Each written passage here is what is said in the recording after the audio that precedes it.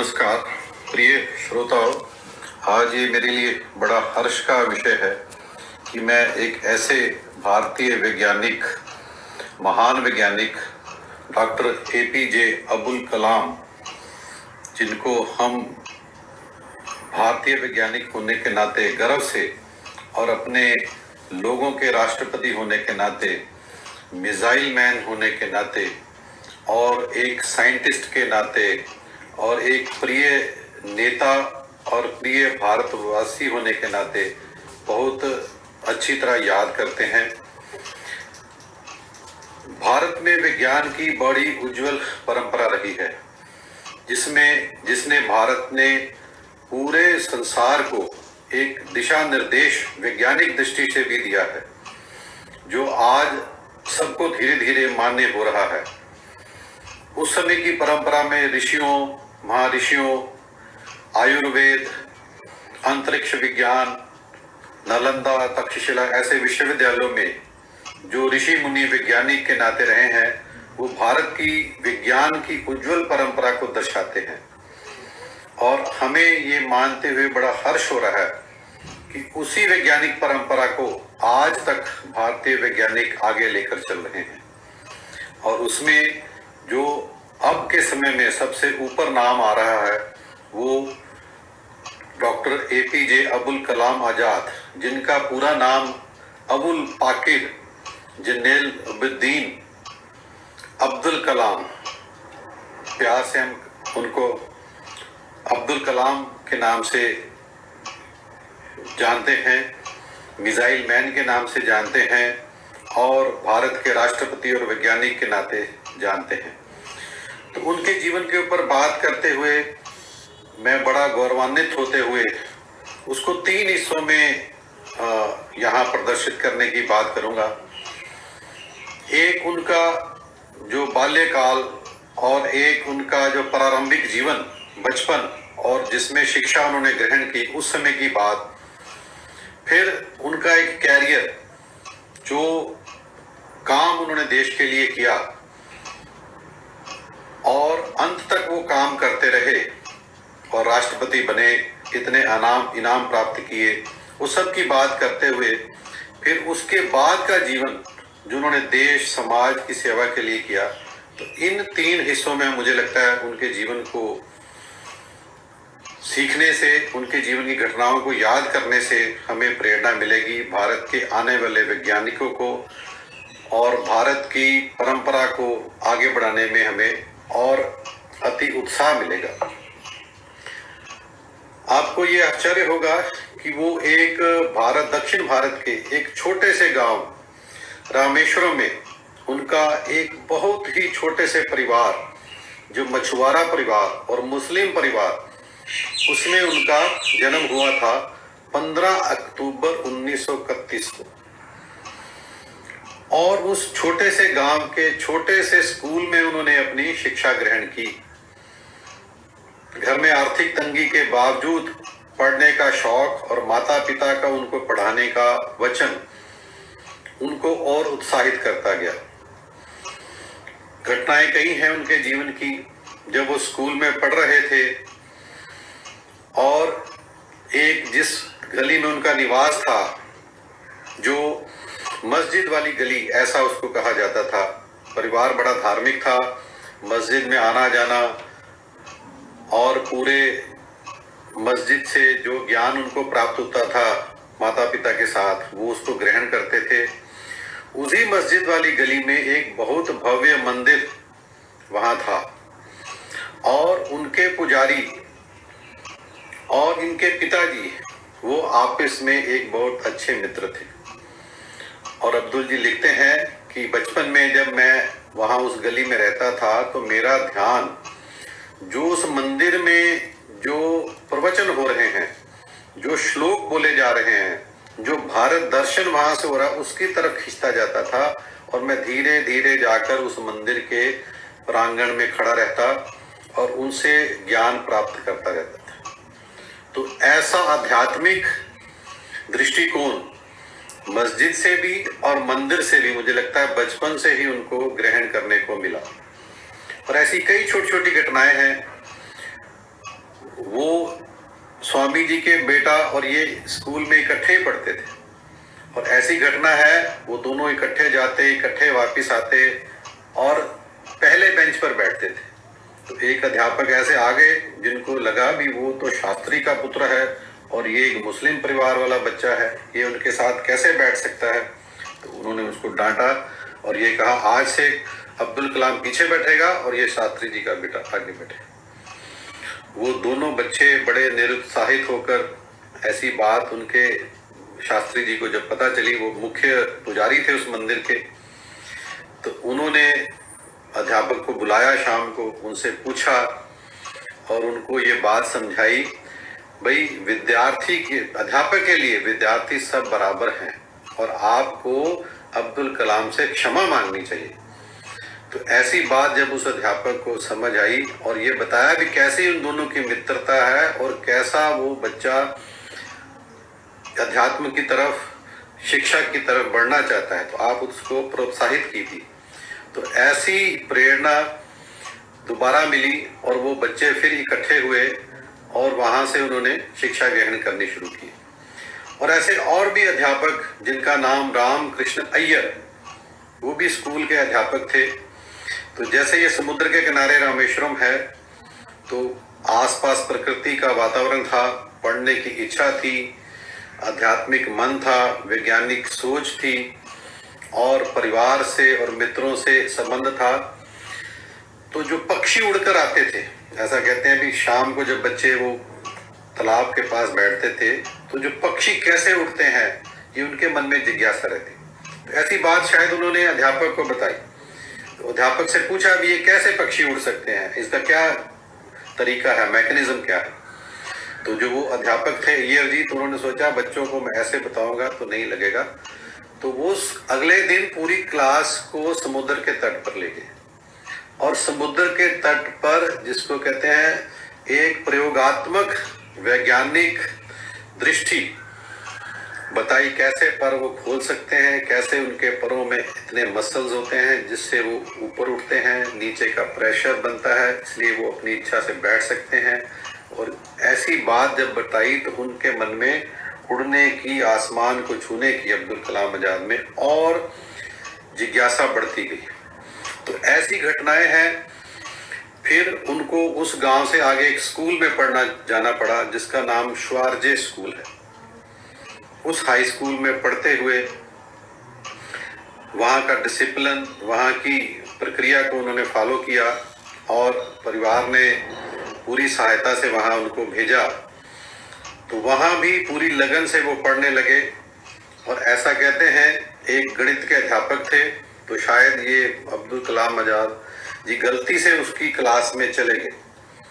और उन्होंने ये उनको डांटा भी तुम तो गांव से आए हो और तुम्हें यदि अपनी क्लास का ही नहीं पता तो तुम आगे जाके क्या करोगे। और फिर एक बैंड से उनको वहाँ पीटा, मारा। और ऐसे वो गणित के अध्यापक थे। तो वो बात उनके मन में घर कर गई और ये कहते हैं जब उस स्कूल में एग्जाम पास हुआ तो वो अब्दुल कलाम जी गणित में सबसे ज्यादा नंबर लेकर पास हुए। और जब अंतिम दिन में रिजल्ट डिक्लेयर करते हैं, उस समय उस अध्यापक ने कहा भी देखा, ये जो मेरी मार खाता है, जो मेरा बैंड खाता है, वो अवश्य ही महान बनता है। तो इस तरह की प्रेरणा अपने अध्यापकों से, अपने आसपास के वातावरण से, अपने मित्रों से, जहां से ज्ञान प्राप्त हो, ये जिज्ञासा उनमें बनी थी। और ये कहते हैं भी पढ़ाई में बहुत इच्छा थी, परिवार आर्थिक मुश्किल में था, तो एक गणित की क्लास लगती थी और वो जो बच्चे सुबह 4 बजे से पहले आते थे अध्यापक उनको फ्री पढ़ाते थे और बाद में जो आते थे उनके लिए वो ऐसा ट्यूशन का या खर्चे का प्रावधान था।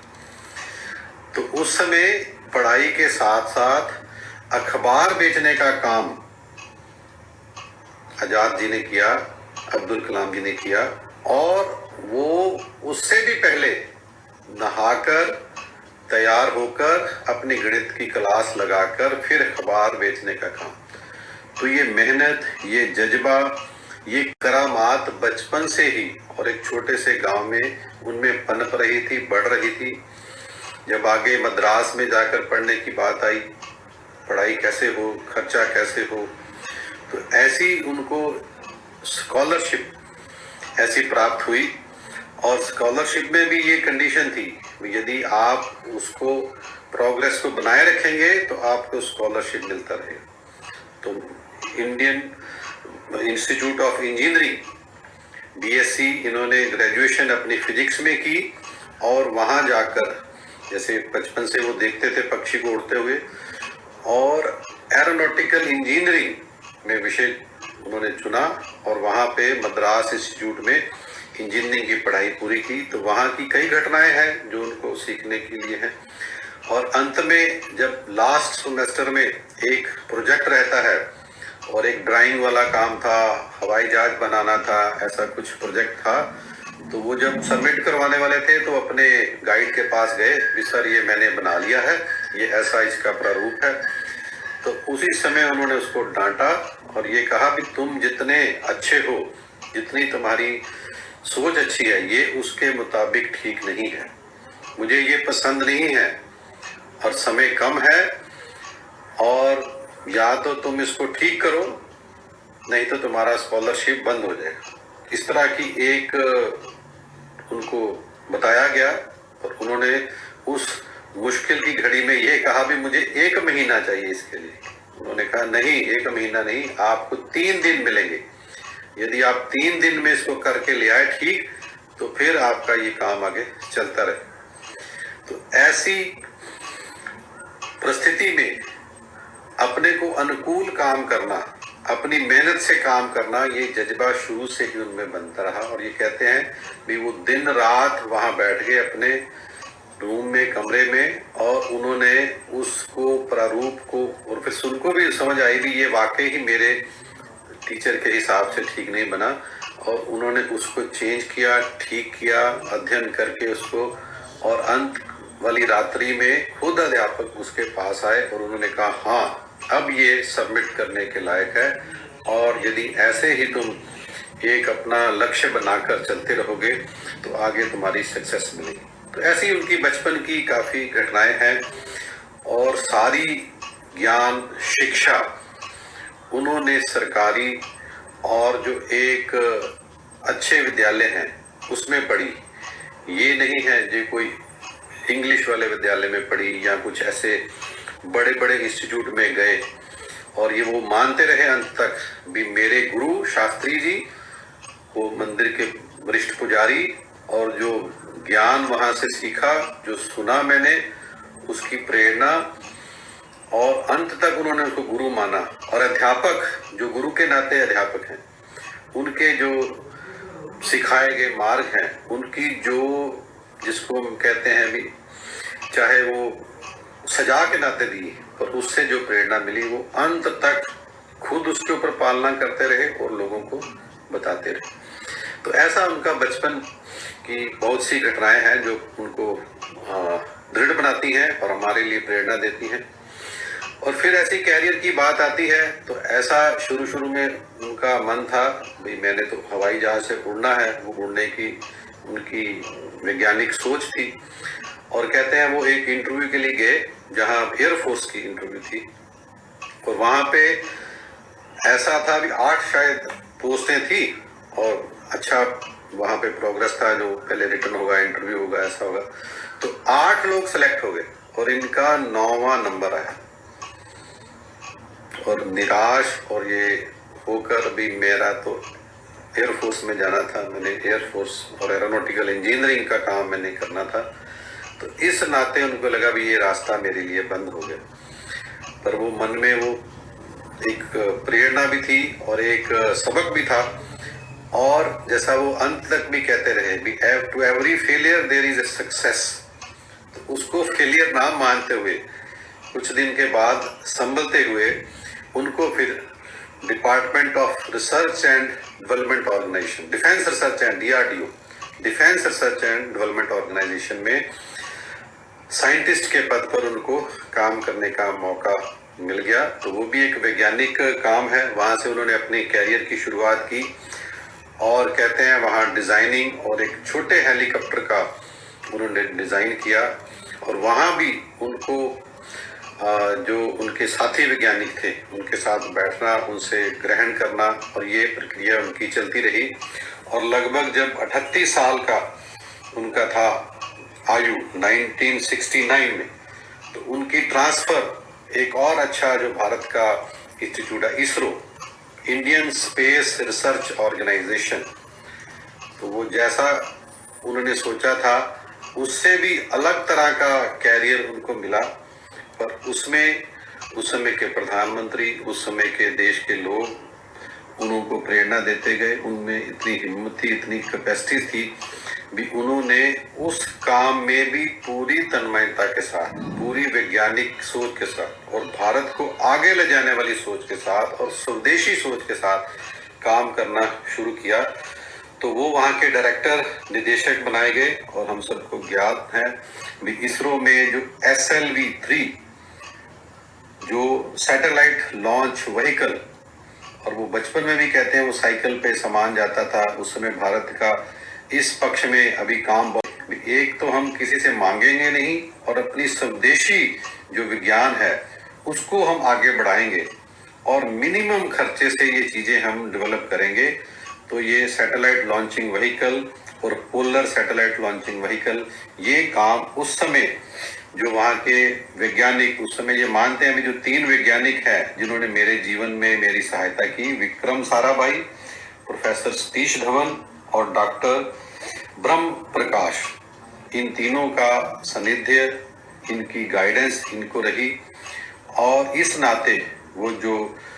भारत की जो ऊपर स्पेस में जाने वाले जो व्हीकल्स थे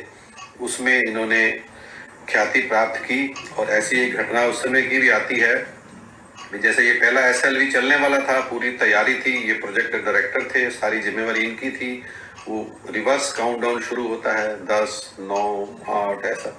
और जब 2 के पास आया तो कुछ ध्यान में आया भी ऐसी एक गलती शायद रह गई है या ऐसा कुछ रुका जा सकता है। तो उन्होंने कहा नहीं, रुकने का नहीं, हम इसको लॉन्च करेंगे। और वो लॉन्च शुरू हुआ, पर वो जाके आगे कुछ टेक्निकल डिफिकल्टी आई, वो सक्सेसफुल नहीं हुआ जो पहले वाला SLV। तो उस समय जो एक वातावरण बनता है भाई, काम किया, मेहनत की, पर वो पूरी तरह से उसमें सफलता प्राप्त नहीं हुई। तो बाद में, क्योंकि ये भारत का है, वैज्ञानिक है और सरकार का काम है, तो एक प्रेस कॉन्फ्रेंस रहती है जहां आपको बताना पड़ता है कि इसका क्या मुश्किल आई। तो वो प्रोफेसर सतीश धवन ने बताया कि चलिए जी, प्रेस के सामने जाना है तो हमें बताना पड़ेगा। तो इनको लगा कि ये तो मैं प्रोजेक्ट डायरेक्टर हूँ, तो ये मेरी मुश्किल है, तो मुझे सारी बात बतानी पड़ेगी कि ये कैसे हुआ। पर उस समय उन्होंने प्रण कर लिया था ये एक जो असफलता है ये हमें रोक नहीं सकती। तो जब वो कहते हैं प्रेस कॉन्फ्रेंस में गए तो डॉक्टर सतीश धवन जी ने शुरू किया और उन्होंने ये कहा भी ये सारी जिम्मेवारी मेरी है, सतीश धवन जी, और ये टीम बहुत अच्छी है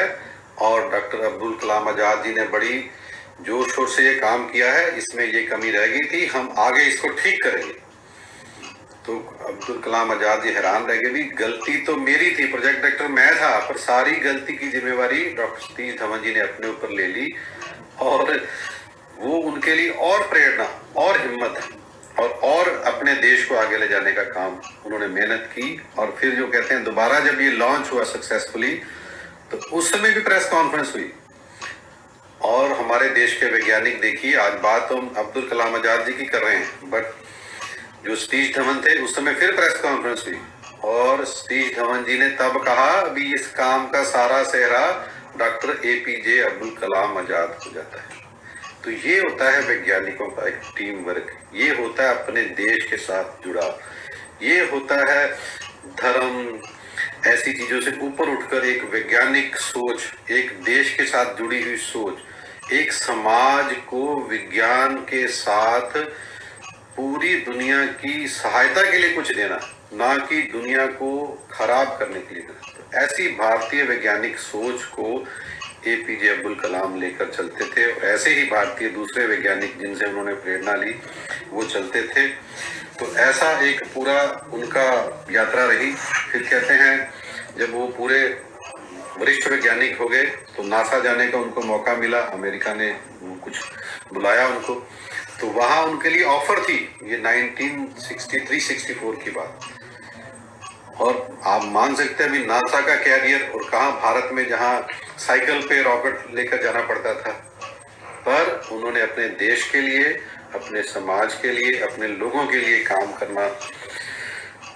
का जज्बा जो बचपन से उनको मिला था वो आगे रखा और नासा की जॉब को छोड़ा। तो ऐसा जो उनका सैटेलाइट मिशन था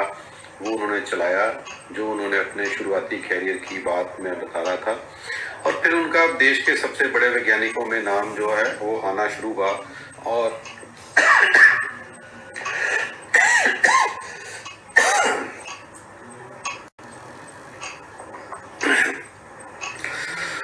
तो उस समय के सरकार ने उनको अपने सलाहकार, अपनी जो बड़ी टीम है उसमें जोड़ना शुरू किया। और फिर जो अपनी सुरक्षा की, देश की सुरक्षा की बात आई, ये तो स्पेस की बात थी, फिर सुरक्षा के लिए मिसाइल्स टेक्नोलॉजी उस समय बहुत डेवलप हो रही थी, और उस मिसाइल टेक्नोलॉजी में भारत कैसे आगे बढ़ सके, तो उसके जिम्मेवारी श्री अब्दुल कलाम आजाद जी को दी गई। और ये कहते हैं उन्होंने उस समय इंडिजिनस स्वदेशी मिसाइल, और वहां से मैं जैसे बता रहा था उनका नाम मिसाइल मैन ऑफ इंडिया पड़ा,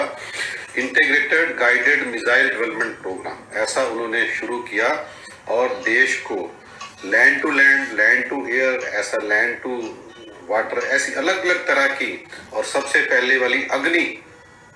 मिसाइल उन्होंने बनाई, और फिर पृथ्वी मिसाइल बनाई, और इस तरह की जो स्वदेशी पूर्ण मिसाइलें उन्होंने खड़ी की।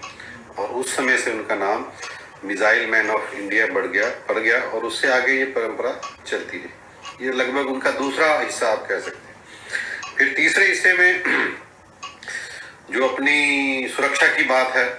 और उसमें जो ये कौन कौन से उपकरण हमारे पास हैं, वो भारत के सलाहकार रहे, और परमाणु शक्ति में हम स्वावलंबी हों, हमारी अपनी परमाणु शक्ति बने। और वो परमाणु शक्ति कैसे डेवलप हो, उस समय अपने राष्ट्रपति अटल बिहारी वाजपेयी जी, उनके साथ वो पूरी योजना बनी, और ये योजना को सीक्रेट रखना पड़ता है, उसमें काम करना पड़ता है। यदि हम उसका बाद में अब्दुल कलाम आजाद जी के ऊपर भी फिल्म बन चुकी है, और इस परमाणु विस्फोट के ऊपर भी फिल्म बन चुकी है, तो हम उसमें भी देख के आनंदित हो सकते हैं, समझ सकते हैं कि कैसे अमेरिका को था भी हमारी इंफॉर्मेशन के बिना यहाँ पे कोई ऐसा काम नहीं हो सकता। तो हमें वो घटना याद है पोखरण वाली, और पोखरण में जो परमाणु विस्फोट, ट्रायल विस्फोट, अपनी भारत की वो सोच भी हमें शक्ति अपनी सुरक्षा के लिए खड़ी करनी है, किसी को हराने के लिए, किसी को डराने के लिए शक्ति नहीं खड़ी करनी, और हम सक्षम हैं और समाज को आगे लेकर चलने वाले हैं। तो ऐसा उस टीम ने, वाजपेयी जी, अब्दुल कलाम आजाद और भारत के और वैज्ञानिकों ने वो सफल परीक्षण 2 और 3 बम अलग अलग दिनों में किए, और वो 11 मई 1999 वो पूरे ब्रह्मांड के लिए, पूरी विश्व के लिए, अमेरिका के लिए, ऐसे देशों के लिए एक आंखें खोलने वाला था भी कैसे भारत के वैज्ञानिक सक्षम हैं इन बातों में करने के लिए, और कैसे उनके पास ताकत है, और ये स्वावलंबी अपने देश का काम करने की सोच वहाँ पे, और उसका पूरा नेतृत्व उन्होंने किया, और सफल उसका प्रयोग किया, और सबको वो शक्ति का एक प्रेरणा हमें मिली। और उस 11 मई 1999 को हम टेक्नोलॉजी डे, भारतीय technology day, Indian technological day, और अभी उसको हमने मनाया है। तो ऐसा इनकी जो कैरियर कह सकते हैं, या जब भारत को देन, और उसके बाद रिटायरमेंट के बाद, और हम इसके बीच में कितने इनाम, कितनी डिग्रियां, कितने ऑफर, कितने चीजें इनको मिली, और हमें ध्यान में है। फिर सर्वसम्मति से ऐसा भी आप भारत के राष्ट्रपति बने 2002 में, उनको सब लोगों की सहमति से भारत का राष्ट्रपति बनाया गया और वो 11वें भारत के राष्ट्रपति बने। एनडीए की सरकार में कुछ उम्मीदवार प्रतिद्वंदी थे, लक्ष्मी सहगल, बट सबसे ज्यादा, और फिर उनको जनता का राष्ट्रपति और एक छोटे से गांव का व्यक्ति भारत के सर्वोच्च पद पर पहुंच सकता है, ये डॉक्टर अब्दुल कलाम आजाद जी ने दिखाया। और वहां जाकर भी वो उसी तरह का एक अध्यापक, एक वैज्ञानिक और एक साधारण व्यक्ति की तरह उस बड़े से राष्ट्रपति भवन में रह सकता है, ये वहां उन्होंने दिखाया। और उस समय पूरे देश को स्वावलंबी बनाने की, विज्ञान में आगे ले जाने की, और विशेषकर जो अपना यूथ है, जो अपने बच्चे हैं, और उनके बारे में कहते थे भी, अब्दुल कलाम जी आजाद कहते थे भी आपको अच्छे सपने देखने चाहिए, आप बड़े सपने देखेंगे तब उनको पूरे करेंगे, और यदि आप उसमें सफल नहीं होते तो इसका मतलब है सफलता उससे आगे है। वो हर असफलता आपको सफलता की सीढ़ी चढ़ाती रहती है। तो कई बातें उनमें हैं। फिर उन्होंने पुस्तकें लिखी, अपनी जीवनी लिखी और प्रेरणा दी, और पूरी यात्रा करते हुए स्कूलों में, कॉलेजों में, अलग अलग विषयों में बात करते हुए, और भारत के जो विज्ञान है वो भारत में शिक्षा आगे बढ़े, इस तरह का हमेशा उनका रहा। और बच्चों को कहते थे आप सवाल पूछिए, जो बच्चा सवाल नहीं पूछेगा। और ऐसा एक और छोटी सी घटना है भी, जैसे वो भवन में एक सिलेंडर था, उसमें मिसाइल्स लगी थी, उसमें बाहर से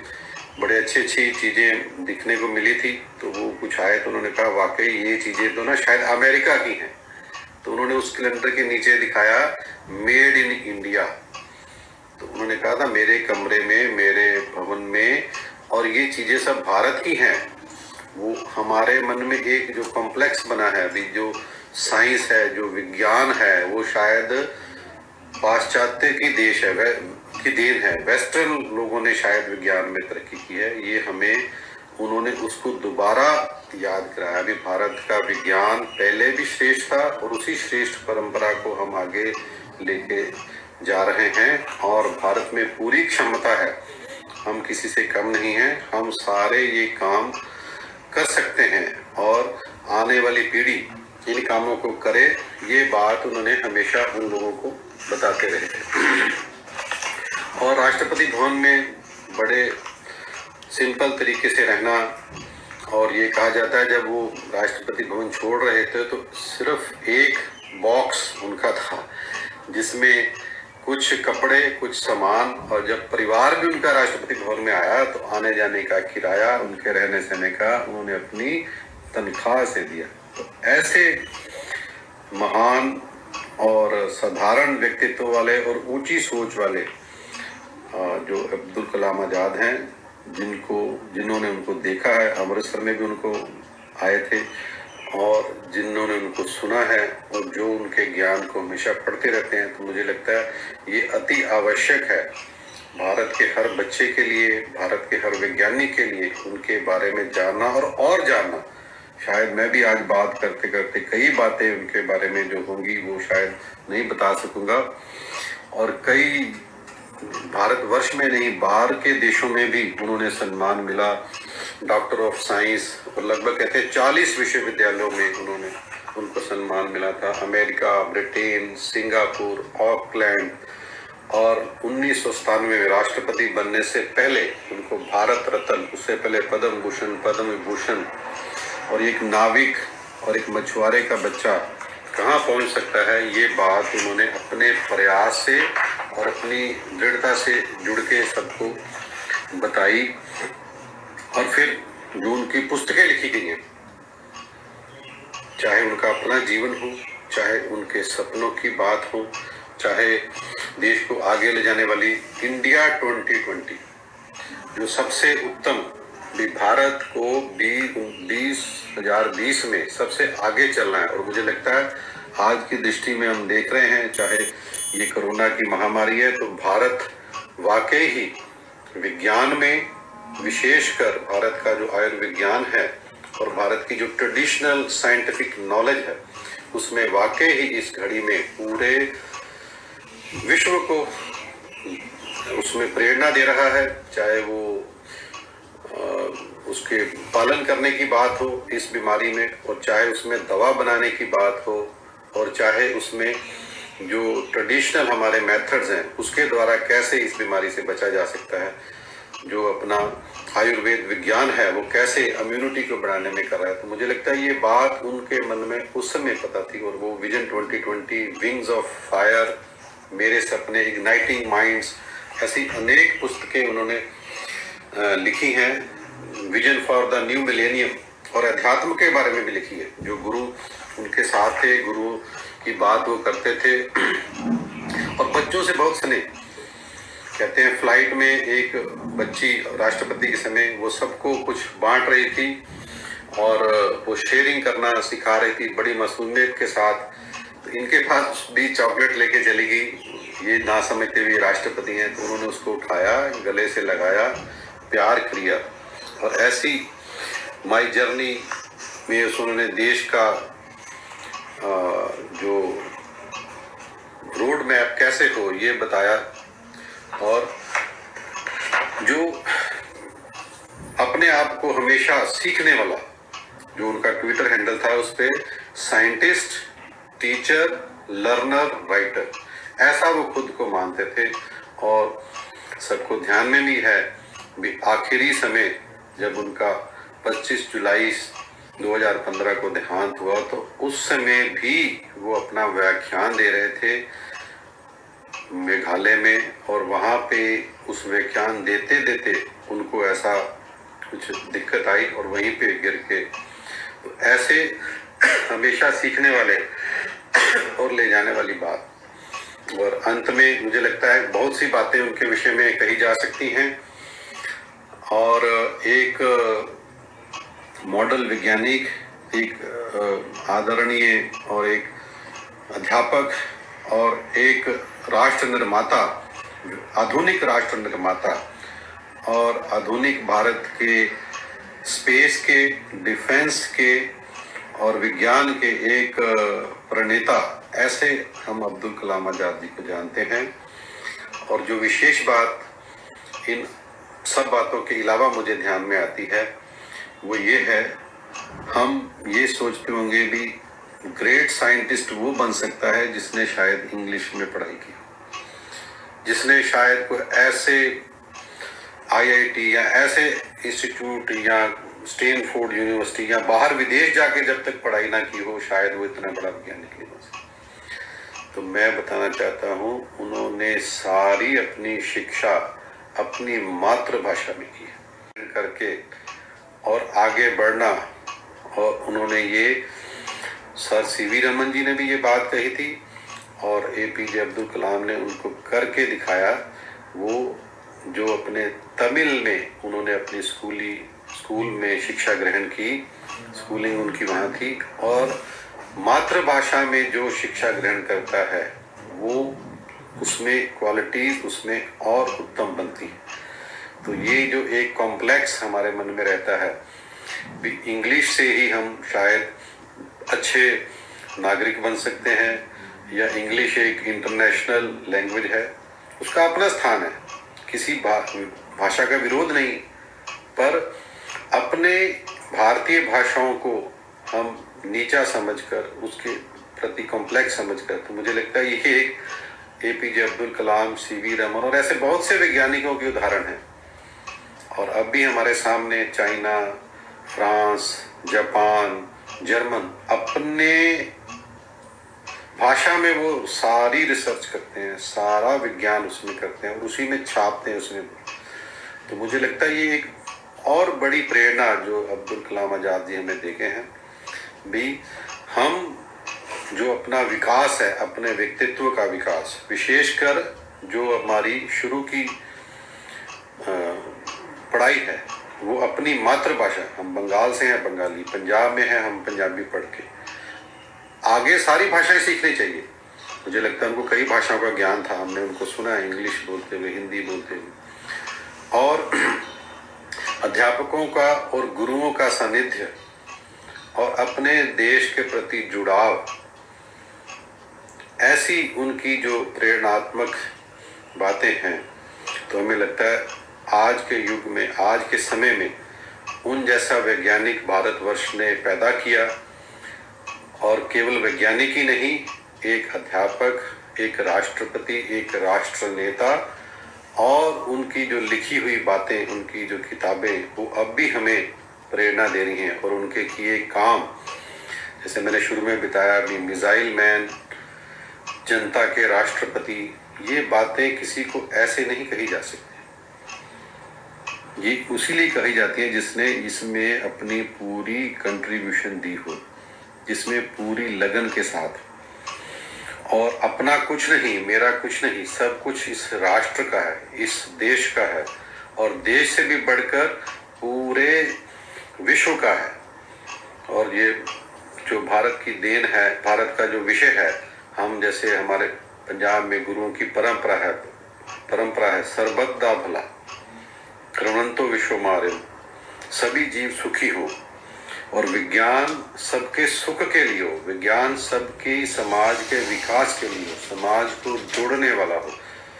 और वैज्ञानिक दृष्टि से आप समाज का भला कर सके।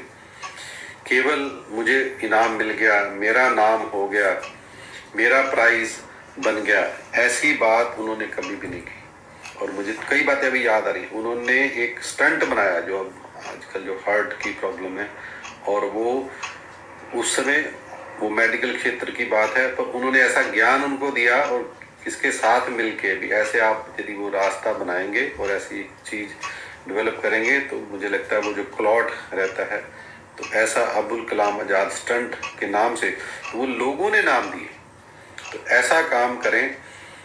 और आजकल जितनी भी वैज्ञानिक हैं, उनके मन में रहता है भी हमारा कैरियर, हमारी प्रसिद्धि आगे हो,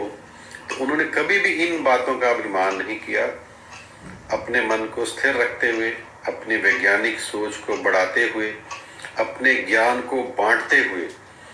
और मेरा कुछ नहीं, सब कुछ समाज का है, सब कुछ देश का है, यहाँ की भाषा, यहाँ का हर धर्म, यहाँ की हर परंपरा मेरी है, और मैं इस भारत की कण कण का ऋणी हूँ, और इस भारतवर्ष को आगे ले जाने का काम मैं करना हूँ। तो मुझे लगता है ऐसे, चाहे मुस्लिम समाज से संबंध रखने वाले वैज्ञानिक, चाहे किसी भी समाज को मानने वाले, किसी पूजा पद्धति को मानने वाले, ऐसे वैज्ञानिक सोच वाले और भारत को आगे ले जाने वाले और सबको जोड़ने वाले इस समय की जो उनके जीवन से प्रेरणा है, वो हमें अवश्य लेनी चाहिए। हो सकता है कुछ और बातें उनके जीवन की मैं छोड़ गया हूँ, पर मुझे लगता है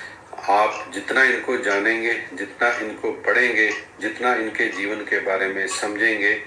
उतना ही विकास हमारे देश का, हमारे विज्ञान का, हमारे भारत का होगा। और जो दिशा निर्देश और जो विजन ये हमें दे गए हैं, उस विजन के ऊपर हम सब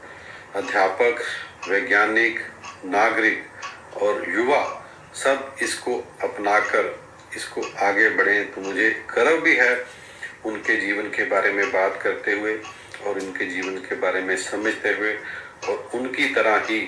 भी अभी और बहुत कुछ सीखना है, और अभी इस मातृभूमि को हमने देना है,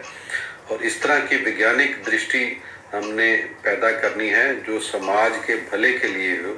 समाज को ऊपर ले जाने के लिए हो, समाज में तोड़ने का काम ना करे, समाज को अलग करने का काम ना करे, विकास ऐसा बनाए जो प्रकृति के साथ चलने वाला। प्रकृति के साथ भी उनका बहुत प्यार था, और प्रकृति को नुकसान ना देने वाला विज्ञान, और अपनी मातृभाषा में शिक्षा हो, ऐसी कई महान बातें उनकी याद करने वाली हैं, और उनको मेरी बहुत श्रद्धांजलि है। और